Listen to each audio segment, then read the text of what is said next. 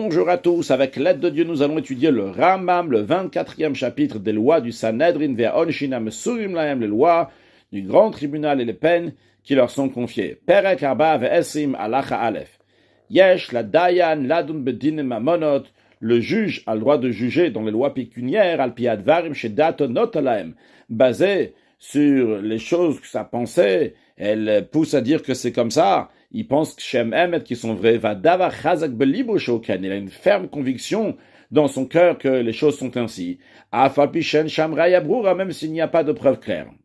Ven tzarich lomar, inutile de dire, kimaya yoder bevadai, que lui savait avec évidence, non pas par estimation sûrement, mais avec évidence, il savait shadavar ken que la chose est d'une telle et telle manière, shudan kifima sheyada, qu'évidemment il va juger en fonction de ce qu'il sait avec évidence. Keitzad, comment cela? Imaginons que quelqu'un doit faire un serment au tribunal. Par exemple, imaginons que Rouven vient chez Shimon et lui dit « Tu me dois 100 euros » et Shimon lui dit « Non, je te dois 0 », ce qu'on appelle un kofer hakol, il nie totalement. Eh bien, la Torah, elle dit que Shimon, il a le devoir de jurer qu'il doit 0 à Rouven. Maintenant, bien que Shimon, il doit jurer, mais le juge n'est pas si sûr que ça, parce que ve'amar la dayan adam shunem anetzlo, quelqu'un qui est digne de foi aux yeux du juge, il a dit au juge, les paroles de cette personne-là, c'est des paroles que le juge, il compte sur ces paroles, cette personne qui est digne de foi. Qu'est-ce qu'il lui a dit? Il lui a dit chez Zéaïch, cette personne-là, ce Shimon, qui doit jurer, chashudu ala shua. On le soupçonne que c'est quelqu'un qui va jurer à faux. Dans la Gemara, l'histoire, dans le tribunal de Rava, il y avait quelqu'un qui devait jurer. La femme de Rava, qui était la fille de Rav Chizda, a dit que cette personne-là, c'est quelqu'un qui jure souvent à faux et pour rien. Et Rava l'a écouté. Qu'est-ce qu'il fait le juge? Eh bien, il va retourner le serment sur l'autre personne, sur le demandeur, sur Rouven. Il va dire à Rouven, écoute, Shimon ne peut pas faire de serment. Ce que toi tu vas faire une shvoua, un serment que tu es nishba venot, tu vas jurer et tu vas prendre. Et en effet, Rouven veishava, il va jurer veitol et il va prendre les 100 euros. Bien qu'il n'y a pas de témoin que Shimon est soupçonné sur ce serment-là. Et il n'y a pas une preuve que la Torah elle dit que c'est une preuve, c'est qu'il est témoin. Alors dans ces cas-là, comment on peut dire que c'est Rouven qui va faire le serment qu'il va prendre? Eh bien, oil vesam chadato shel dayan, justement, c'est ce qu'on est en train de dire ici dans cette halakha, vu que le juge, il s'appuie sur cette personne-là, le dit sur la personne, sur les paroles de cette personne. Afiluaita isha, même si c'était une femme, comme le cas qui est la source de cette halakha dans la Gemara, c'était la femme de Rava, la fille de Rav Chizda. Au Eved, bien c'était un serviteur, Nemani Metzlo, du moment où le juge il dit que ces personnes-là sont dignes de foi pour lui, qui ne mentent pas, ils disent la vérité. Du moment où le juge, il a trouvé ça assez fort, évident, dans son cœur, avec certitude, comme ça il a cette évidence, cette conviction, somech alav, il s'appuie sur ça, vedan et il juge. Inutile de dire, si le juge lui-même, il savait que cette personne-là est soupçonnée de faire des faux serments, par exemple, que le juge l'a vu, qu'il a juré en vain ou en mensonge, c'est sûr qu'il ne va pas le faire jurer à ce Shimon-là, il va dire à Rouven de jurer et il va prendre ce qu'il exige de Shimon. Encore un exemple dans lequel on voit que le juge il peut compter sur sa conviction. Il y a un titre de créance qui vient devant lui. C'est-à-dire qu'il y a donc un prêteur et un emprunteur.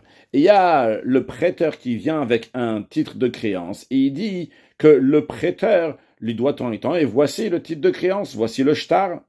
Ve'amarlo adam shesomech alav. Il y a quelqu'un qui est digne de confiance, que le juge fait confiance. Il lui a dit, Afilou Isha Okarov, même si cette personne-là, que le Dayan, il a confiance, c'est une femme ou un proche de famille qui ne peut pas témoigner. Il lui a dit, sache que ce titre de créance que le prêteur est en train d'amener au tribunal, ce titre de créance-là a déjà été remboursé. L'emprunteur l'a déjà remboursé. Eh bien, si le juge il a conviction qu'en effet cette personne-là lui dit la vérité, il peut dire à cette personne-là qui se dit prêteur avec le titre de créance, il peut lui dire, écoute, loti para el abishua, pour que tu vas recevoir l'argent de l'emprunteur, il faut que tu vas faire un serment. Bien que, en général, quelqu'un qui vient avec un document qui est bon, on doit lui faire confiance. Eh bien non, malgré ça, on va considérer ce titre de créance comme si qu'il y avait un témoin qui dit que ce titre de créance a déjà été remboursé et que la seule solution pour celui qui a le titre de créance de recevoir l'argent, c'est s'il va jurer. Ou encore une possibilité que le juge il a à faire avec ce titre de créance-là, que le juge lui fait confiance, il a dit que ce titre de créance a déjà été remboursé. Ce qu'il peut faire, c'est imaginons qu'il y a une deuxième personne qui vient avec un titre de créance et il dit que la même personne, donc l'emprunteur, lui doit à lui aussi de l'argent.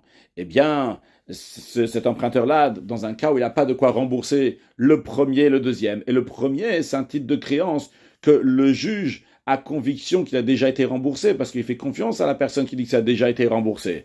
Alors, ce que le juge, il peut faire, il dit voilà, cette personne-là, cet emprunteur, il n'a pas de quoi rembourser le premier titre de créance et le deuxième. Eh bien, il va dire, le juge, vu que le premier, moi, je ne fais pas confiance, il va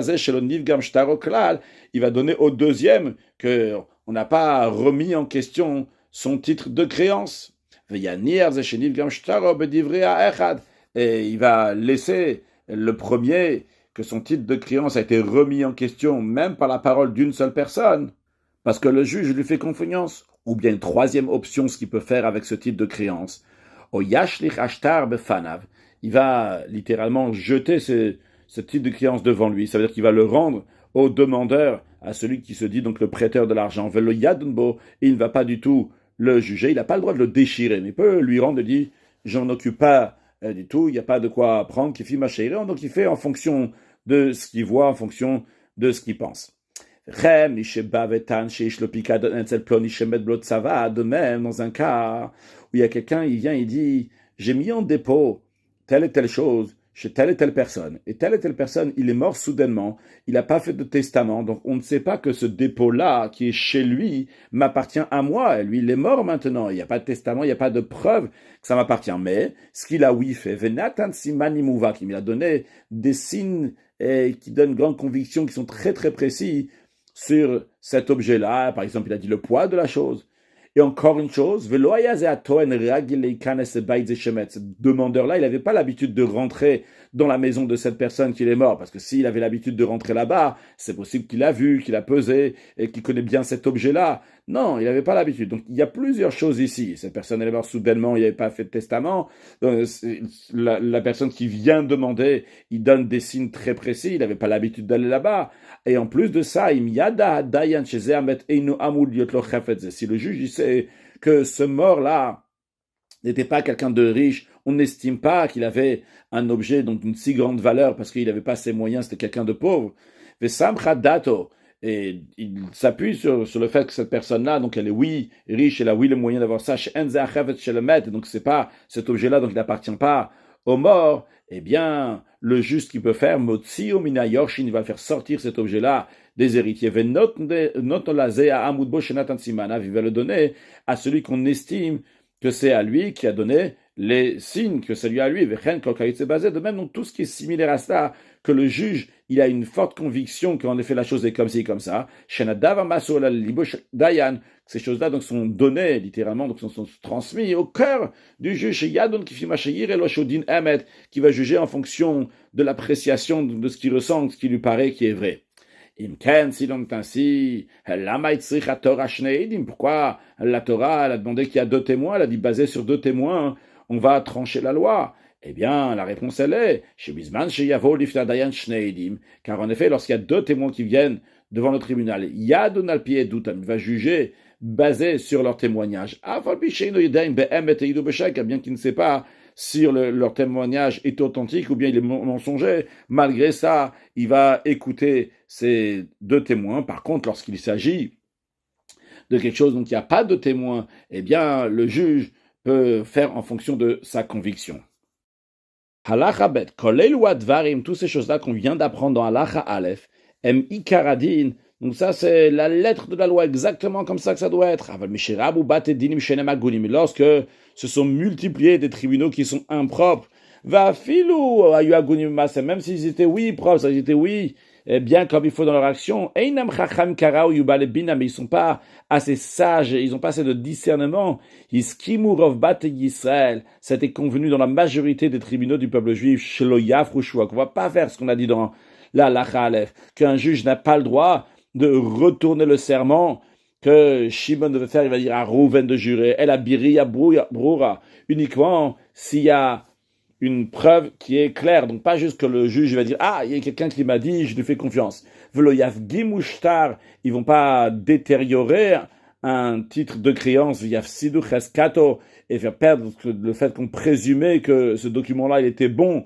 Be'edut Isha pas sur le juste uniquement en se basant sur le témoignage d'une femme ou de quelqu'un qui est impropre, disqualifié pour témoigner. Uniquement s'il y a quelqu'un donc qui est cachère pour témoigner, à ce moment-là, le juge va prendre ça en compte. De même dans toutes les autres lois, le juge ne va pas juger en fonction de sa conviction, même pas parce que lui, personnellement, il sait, par exemple, s'il sait que cette personne-là, elle est soupçonnée de jurer à faux, malgré ça, s'il n'y a pas de témoin ou bien une preuve donc claire, eh bien, il ne va pas se baser sur ça. Pourquoi ils ont convenu comme ça dans la majorité des tribunaux du peuple juif, bien que Ikaradin, d'après la lettre de la loi, le tribunal, le juge peut faire ça. La raison, elle est que chez le Yom, pour pas que chaque personne qui est ordinaire, donc un juge qui est ordinaire, qui en réalité il n'est pas au niveau, il va dire limi mamine divreze, mon cœur croit ce que cette personne a dit, vedati somechet alze, j'ai la conviction basée sur ce que telle personne me dit. Et même lorsque le juge, il sait de lui-même, donc personnellement, c'est pas qu'il estime sûrement que la chose est comme ça, basée sur quelqu'un d'autre. Il lui a dit, malgré cela, on a décidé que le juge va pas se baser sur ce que lui, il sait, uniquement s'il y a des témoins, ou uniquement il y a une preuve claire, pour pas que de cela, si le juge va compter sur ce que lui, il sait, après on va en arriver à compter aussi sur la conviction du juge.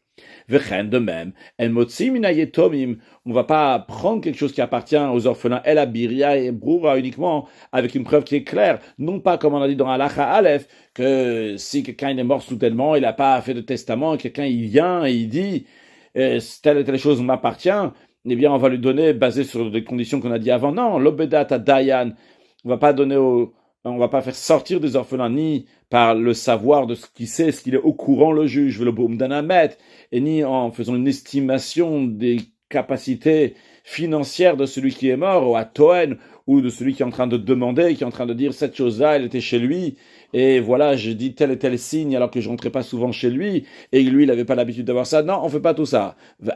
Malgré ce qu'on a dit ici dans l'Alachabet, malgré que le juge ne veut pas se baser sur sa conviction, il met Adam Neman, Bedavar Mikol Advarim. Si il y a quelqu'un qui a témoigné au juge, et le juge lui fait confiance à cette personne-là. Le juge pense que cette personne-là lui a dit la vérité. Eh bien qu'il ne pourra pas changer les détails qu'on a vus dans la Khalef, il ne pourra pas faire ça. Malgré ça, même si nous, il va attendre, patienter pour le jugement. Il ne va pas totalement repousser le témoignage de cette personne-là. Il va discuter longuement avec les deux personnes qui ont un litige,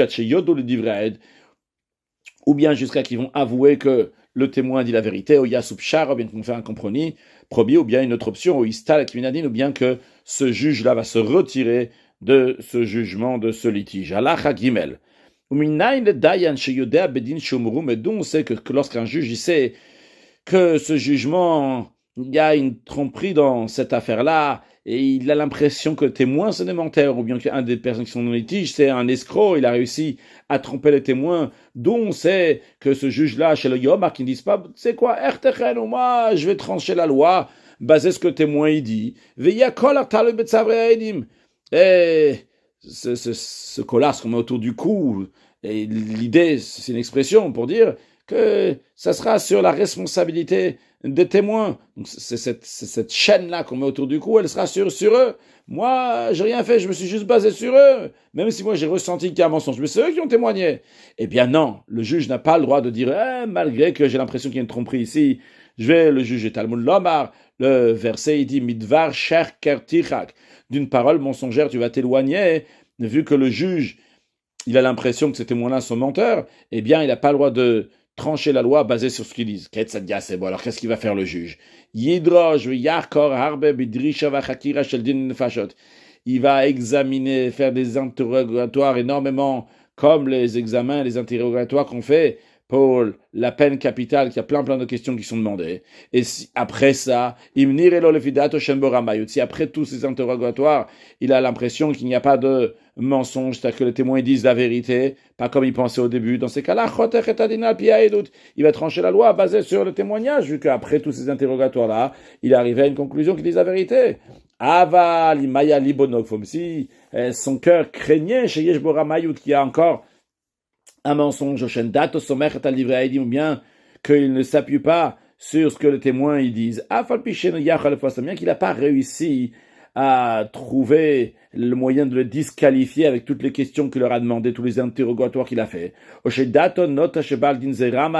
Ou bien il pense que une des personnes du litige, c'est un escroc, Bal Orma, il est rusé, ici est à Edim, et il a trompé les témoins.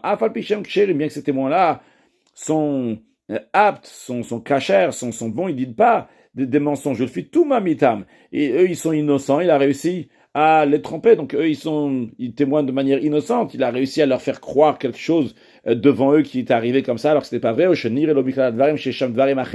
bien que le juge, il lui semble qu'il y a d'autres choses qui sont cachées. Mais les personnes du litige ne devaient pas lui dévoiler ces choses-là, et ces choses-là peuvent changer. Comment il va trancher la loi? Bien, quand les lois varient avec toutes ces choses-là sont similaires à ça. Si c'est arrivé au juge dans son jugement, il n'a pas le droit de trancher ce litige-là. Il va se retirer de ce jugement, de ce litige. Et qui est-ce qui va le juger? Celui qui sent qu'il a bien compris, qui sait bien le sujet, c'est lui qui va le juger. Ces choses-là, ils sont en fonction de la conviction, donc littéralement, ils sont donnés au cœur du juge, et le juge doit mettre un maximum de son attention, son cœur à cette chose-là, et de ne pas oublier ce que le verset dit, qu'il y a mishpat elokimu, que le jugement que le juge y fait, il est en train de juger devant Akadosh Baruch Hu, devant Dieu, et Dieu va punir s'il ne fait pas la vérité, et donc le juge doit bien clarifier la chose. Est-ce qu'il y a un mensonge, une escroquerie dans ce jugement, dans ces litiges, dans ces témoins? Halakha Dalet, yesh le bedin lehalkot mishenu mechuyav malkut. Le tribunal a le droit de donner des coups de fouet à quelqu'un que d'ordre biblique, il n'a pas le devoir, il n'est pas passible de recevoir ces coups de fouet. De même, le tribunal a le droit de tuer quelqu'un qui n'est pas passible de mort d'après la Torah. C'est pas que le tribunal va transgresser les paroles de Torah, ils vont dire que dorénavant, la règle elle est que celui qui fait telle et telle chose, il va recevoir les coups de fouet, ou bien que dorénavant, celui qui fait telle et telle chose, il va recevoir la mort. Si la Torah elle dit qu'il n'a pas le droit de recevoir, il ne reçoit pas la mort pour ça, il ne reçoit pas malgré pour ça, le tribunal ne veut pas le faire. Mais qu'est-ce qu'ils ont oui le droit de faire? Et là, c'est Yag la Torah, pour faire une barrière aux enseignements de la Torah. Alors, pour mettre ça, bien que les gens vont se comporter comme il faut, alors actuellement, ils vont dire, voilà, dans notre génération, maintenant, ou cette année, à ce moment-là, dans les prochaines semaines, dans les prochains mois, celui qui va se comporter de telle et telle manière, il va recevoir les coups de fouet, il va recevoir, donc, il va être tué. Lorsque le tribunal, il voit que le peuple à trébucher, commence à ouvrir une brèche dans quelque chose, une certaine transgression. Ils ont le devoir de mettre une barrière et de renforcer la chose qui filme en fonction de ce qui leur semble, donc que ce soit en donnant un coup de fouet ou bien en mettant à mort. À Koloracha, mais tout ça évidemment, c'est uniquement pour ce moment-là. Pas que ça va être fixé pour les générations à venir. Le Rambam nous donne des exemples. Masa, il est arrivé, Adam Shebal ils ont donné des coups de fouet à quelqu'un qui a eu un rapport avec sa femme sous un arbre, donc dans un endroit qui est public, et ça ressemble à une prostitution. Et pas parce il fallait lui donner malcoute de la Torah, mais parce que les gens, ils se comportaient d'une telle manière, donc ils ont voulu remettre les gens bien comme il faut se comporter, donc ils ont donné malcoute à cette personne. Il est arrivé que quelqu'un il a chevauché sur un cheval pendant Shabbat à l'époque des Grecs, les Grecs qui faisaient des décrets contre le peuple juif, et le peuple a commencé à mépriser les mitzvot, bien que ici, c'est pas une mitzvah d'ordre biblique, c'est uniquement d'ordre rabbinique, le fait de ne pas chevaucher sur un cheval. Eh bien, qu'est-ce qu'ils ont fait à cette personne-là? Ve'eviu, le bed inuskalo, il en est au tribunal, et ils l'ont lapidé. Ou bah, c'est encore une chose qui est arrivée une fois qu'il n'est pas d'après la loi de la Torah, que Vetala Shimon ben Shattach Shmonim, qu'un jour, Shimon ben Shattach, il a pendu 80 femmes qui étaient sorcières, un seul jour, Ashkelon, bien que on a appris qu'on ne met pas une femme à pendre, uniquement un homme, pas une femme. En plus de ça, il n'y avait pas, le Bedin n'a pas le droit de juger plusieurs personnes à la mort en un seul jour, c'est un par un jour seulement. En plus, il n'y avait pas ce que le Bedin doit faire en général, de bien examiner, et avec des témoins, etc., tous ces femmes-là.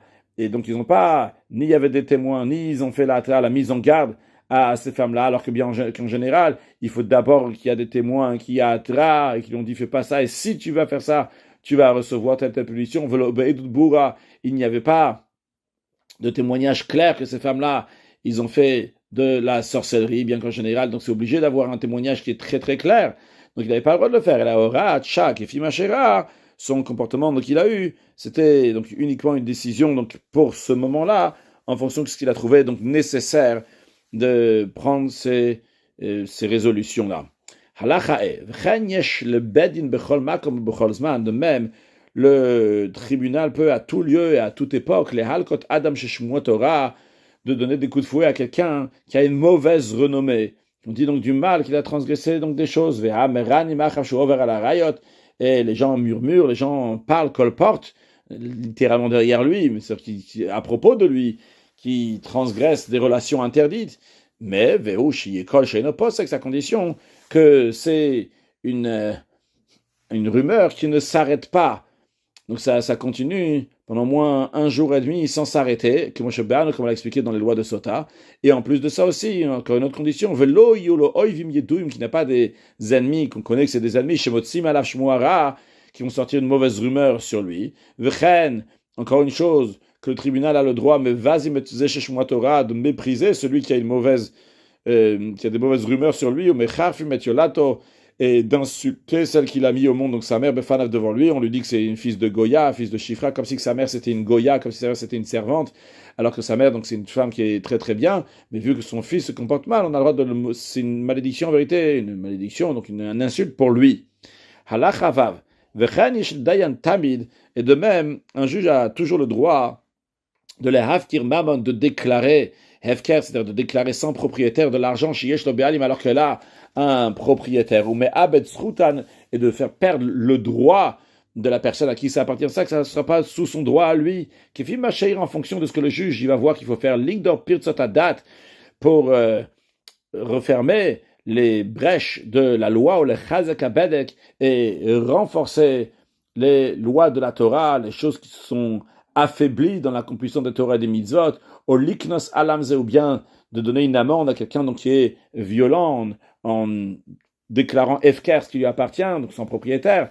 Vareoam be'ezra, la source à ça, c'est ce qui est dit dans Ezra. Ils ont dit que tout le monde doit se rassembler, donc tout celui qui est venu de l'exil de Babel, il doit se rassembler à Yerushalayim. Et Ezra leur dit, tout celui qui ne va pas venir dans un délai de 3 jours, comme ce qu'ont décidé les chefs, les ministres, les princes et les anciens, s'il ne va pas venir au bout de 3 jours, Yocham kol rechusho, on va rendre abandonné, donc on va rendre Hefker, on va déclarer Hefker tout ce qui lui appartient. Mais quand là on apprend chez Hefker, Bedin Hefker, que le tribunal il a la possibilité de rendre des biens de quelqu'un sans propriétaire. Halacha Zayin, de même, le juge il a le droit de prononcer une mise au banc ou bien un cherem. En général, la mise en banc, donc c'est une première étape, et seulement après on passe à la deuxième étape, donc du cherem qui est aussi une mise en banc, donc qui est plus stricte. Mais là, il peut le faire même s'il veut directement, de passer directement au cherem, même si cette personne-là est une ben nidoui, même si elle n'est pas passible d'être mis au banc. Pourquoi il va faire ça? Que des ligues de Pérez, encore une fois, pour réparer une brèche qui fait Machaïra Elo, en fonction de ce qu'il semble au juge, Chachat Tzrich Alekar, il paraît nécessaire pour le moment. Veyomar. Et lorsque l'huissier du tribunal, il va mettre au banc la personne, ou il va mettre au cherem, il va lui dire Shenidou vechirimu al dato, que la raison pourquoi ils l'ont mis au banc, ou bien ils l'ont mis un cherem, c'est basé sur ce que le juge il a dit. Donc c'est pas l'huissier lui-même qui dit ça, parce que si c'est l'huissier lui-même qui dit ça, peut-être la personne ne va pas prendre ça au sérieux, il va penser que c'est juste lui qui dit ça et pas le juge. De plus aussi, vifasem cheto barabim, aussi il va faire connaître publiquement la faute que cette personne elle a fait, que c'est pour cette faute-là qu'on le met au banc. D'où on apprend ça chez Neymar. Il est dit dans le cantique de Dvorah, donc la prophétesse, elle a fait, après la guerre qu'il y a eu de Barak qui était juif contre Sisra, il y a écrit là-bas, Oru Meroz.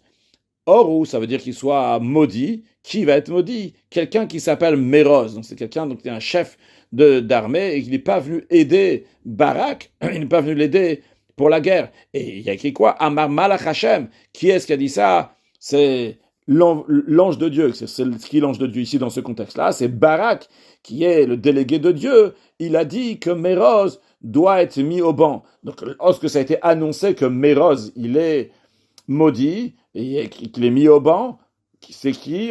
Celui qui a dit ça, il a dit. Il dit ça au nom de qui? De Malach Hashem, au nom de Barak. Dans la suite, il y a écrit Oru Aror. Cette double expression de malédiction fait référence à un cherem, qui est plus grave donc un nidouille. C'est pas juste Oru, comme il y a écrit au début, Oru Aror, qui va être mis en cherem, Yoshvé à tous ceux qui s'assoient dans les 4 coudées qui sont autour de Meroz, à plus forte raison ceux qui mangent, qui boivent avec lui. Pourquoi? Et on dit aussi le pourquoi ici, qu'il le bat au Lezat Hashem, parce qu'ils ne sont pas venus pour aider le peuple de Dieu, lorsque le peuple de Dieu, donc avec Barak, il a fait la guerre contre Sisra. Donc on voit ici, dans ce verset-là, ce qu'on a appris au début de la halakha. Que le juge il a le droit de mettre au banc et même au cherem. Deuxièmement, on voit que lorsque l'huissier du tribunal va le dire, il va dire que c'est au nom du juge qu'il est en train de dire ça. Et troisièmement, qu'il doit dire aussi publiquement quelle est la raison pour laquelle il est mis au banc, il a ce cherem. Halachachet, v'chen, de même, yesh le dayan lasot meriva. Le juge, il a le droit de se quereller, imara ou il a arrivimo avec celui qui mérite d'être querellé, de se bagarrer avec lui, ou le kalelo, de le maudire, ou le hakoto, et de le frapper, v'litlosh saro, de lui arracher les cheveux pour le mépriser, ou l'ashbio, belokim, be'alkocho, et de le faire jurer au nom de Dieu contre son gré, chez le yasse, en lui disant qu'il ne fasse pas telle et telle chose, ou chez le asa, ou bien le faire jurer. Et quand on dit faire jurer, ça veut dire que le tribunal dit mashbi, mais à notre, nous on te fait jurer. Chez Nema, car il est dit, lorsque Ezra, il a vu donc des juifs qui étaient mariés avec des femmes de Ashdod, de Ammon, de Moab, il dit que va arriver mam, je suis bagarré avec eux, va Kalem, je les ai maudits, va Akemem Anashim, j'ai frappé certains d'eux, va Mratem, j'ai arraché des cheveux, va Shbiem Belokim, je les ai fait jurer au nom de Dieu, qui ne vont pas faire des mariages mixtes, ras shalom. Donc on voit en tous les cas que le juge, il a le droit donc aussi bien de se bagarrer, aussi bien de maudire, aussi bien de frapper, aussi bien d'arracher des cheveux, aussi bien de faire jurer au nom de Dieu.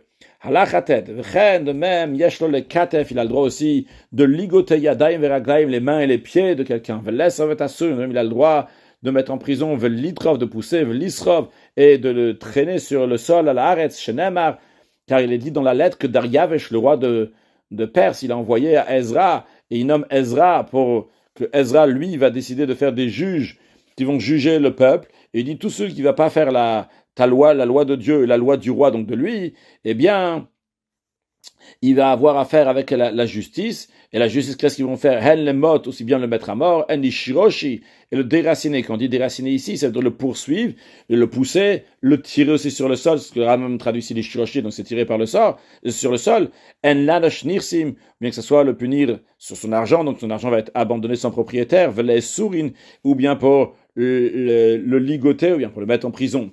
Halachayut, kol elu advarim, lefi masheira dayan shezera ou lekach. Tout ce qu'on a dit, c'est en fonction de l'appréciation du juge qui voit ce qui est nécessaire pour que le peuple va arrêter de fauter. Donc, la personne va arrêter de fauter. Il a le droit de faire une certaine chose contre le peuple, contre la personne va chachat, tzrich alekar, et il voit que c'est la nécessité du moment. Ou bakol, et dans toutes ces choses-là, yumasav le shamaim, tout ce que le juge va faire, va être shem shamaim pour le service de Dieu et pas pour son honneur à lui. Valier, gvoda briot kalbein, pas que le respect des créatures va être pris à la légère, à ses yeux et qui va les punir comme ça si c'est pas pour Hachem, il le faire juste pour son honneur, parce que le respect des créatures repousse un interdit d'ordre d'ordre rabbinique, c'est-à-dire la Torah, elle dit le tasur minadavar yagidu lechayam minusmol, que tu as le devoir d'écouter les sages. De quelle manière tu as le devoir? C'est interdit de transgresser les paroles des sages. Mais les sages, ils ont dit que s'il y a gvod abriot, il y a le respect des créatures, on a le droit de transgresser ce que eux ils ont interdit. Donc en tous les cas, on voit quand il y a un lotas et il y a un interdit, que les sages ils interdisent quelque chose, et quand il s'agit de gvod abriot, de respect des créatures, eh bien les sages mettent de côté cette interdiction-là. Et ça, c'est pour tout le monde, même sur le respect des créatures, c'est même des non-juifs. Et Kol Sheken n'a plus votre raison que votre bnei Avraham, Yitzhak et Yaakov, le respect des enfants d'Avraham, Yitzhak et Yaakov, donc le peuple juif, Amarzik et Bedat, qui sont attachés à la loi Data la loi qui est vraie, donc celle du peuple juif. Chez Isaïr, Shalo Yaros, Gvodam, le juge doit faire attention de ne pas détruire leur respect. Et là, aussi Bigvodama comme Bilvad, tout ce qu'il va faire, c'est uniquement pour rajouter de l'honneur, du respect à l'omniprésent, à Akadosh Baruch Hu. Encore une raison pourquoi il doit faire attention au Gvod Abriot, à l'honneur, au respect des créatures. Parce que chez Kolamevaz et Torah, Goufo Mechul Labriot, tout celui qui méprise la Torah, son corps va être méprisé aux yeux des créatures. Vecholamechabed et Torah, tout celui qui respecte la Torah, Goufo Mechubad Labriot, son corps va être respecté sur les créatures. Ve'en Gvod Torah, et c'est quoi l'honneur de la Torah? C'est de faire ce que la Torah dit. Vu que les lois de la Torah, c'est de respecter les créatures. Alors si lui, il ne veut pas ce que la Torah dit, donc il méprise les créatures, alors il méprise la Torah, et lui, il va être, mais son corps va être mechul à la briotte. C'est la raison pour laquelle que ce sage doit faire attention à leur honneur, et pas les punir juste pour lui, mais uniquement si c'est nécessaire, parce que c'est vraiment pour Akadosh Baruch. Pour conclure avec un mot de Chassidut, on a vu que tout ce qu'il va faire, ça va être les Shem Shamaim. On connaît cette expression qui dit Kol Maser Hayou les Shem Shamaim, c'est-à-dire qu'un juif, il doit être conscient que tout ce qu'il fait, ça doit être pour Akadosh Baruch Hu, même qu'il mange, il boit, il dort, il fait du commerce. Mais un juif, même quand il met les vêtements de Esav, entre guillemets, ça, il s'habille dans les vêtements d'un non-juif pour aller élever les sujets de la matière. Il sait que c'est le Shem Shamaim, c'est pour Akadosh Baruch Hu, qu'il a plus de hachav, plus de largesse matérielle et spirituelle pour donner plus de tzedaka, pour en faire encore plein de mitzvot avec ça, manger pour servir Akadosh Baruch Hu, mitor simcha vetur levav et amener Mashiach na, une excellente journée.